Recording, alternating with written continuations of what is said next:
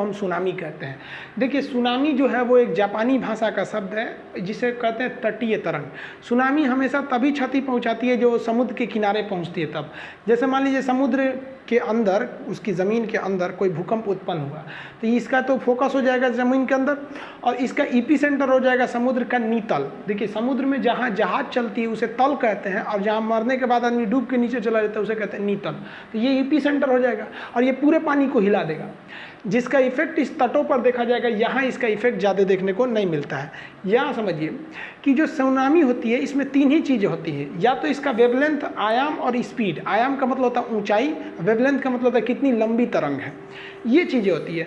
अब देखिएगा बीच समुद्र में जब सुनामी चलती है तो ये तरंग ज़्यादा खतरनाक नहीं होती है, लेकिन जो तट पर पहुँचती है तो ही ज़्यादा खतरनाक हो जाती है।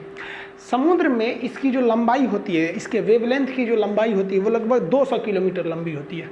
200 किलोमीटर लंबी लंबी तरंगें चलती हैं बीच समुद्र में, जिसका नतीजा होता है कि बीच समुद्र में अगर कोई जहाज है, कार्गो जहाज, इसके नीचे से अगर कोई सुनामी चली जाएगी ना तो पता ही नहीं चलेगा।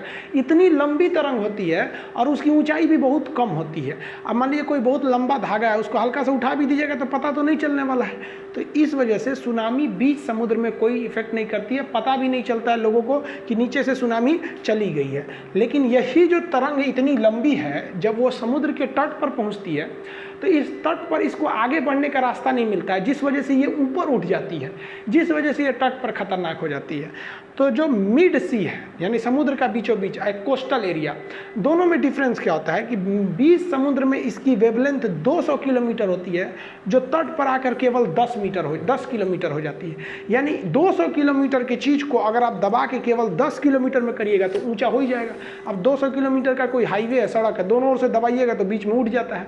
यही नतीजा होता है कि जो ऊंचाई यानी जो आयाम थी इसकी बीच समुद्र में 1 मीटर था, वो तट पर आकर 30 मीटर हो जाता है।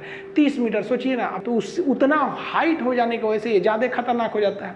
लेकिन समुद्र में कोई रुकावट नहीं होती है, इस वजह से समुद्र में सुनामी की स्पीड बहुत ज़्यादा होती है और तट पर आने के बाद सुनामी की जो स्पीड होती है वो कम हो जाती है।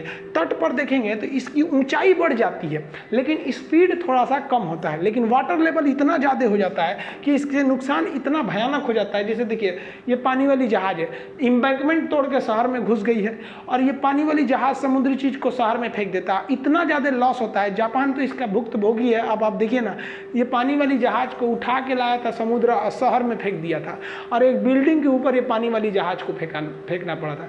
2011 में जो जापान में सुनामी आई थी, वो समुद्र के नीचे जो भूकंप आया था वो उसकी तीव्रता इंटेंसिटी 9 रिक्टर स्केल पे था, इतना भयानक था।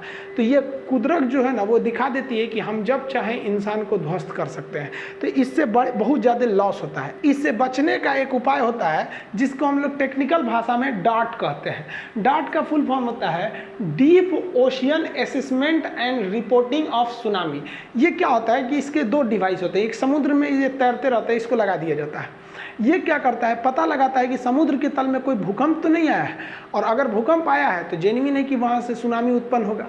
तो जब सुनामी उत्पन्न होता है तो उसके 8 घंटे पहले ये डार्ट नाम का मशीन सिग्नल भेज देता है अपने बेस सेंटर पे। जैसे अंडमान निकोबार में डार्ट मशीन को लगाया गया है और इसका जो सेंटर है वो कहाँ पे बनाया गया, हैदराबाद में। अंडमान निकोबार में भी यहीं से चेतावनी दे दी जाएगी 8 घंटा पहले। सुनामी आने के 8 घंटा पहले ये चेतावनी दे देता है और कुछ घंटे पहले समुद्र का जो तट होता है वो पीछे हट जाता है, क्योंकि पिकअप बनाने के लिए पीछे हटा है तो लोग घूमने चल जाते हैं, आके एक बार बहवा के लेके चला जाता है ये सुनामी। तो भूकंप एक ऐसी चीज़ थी कि जिसकी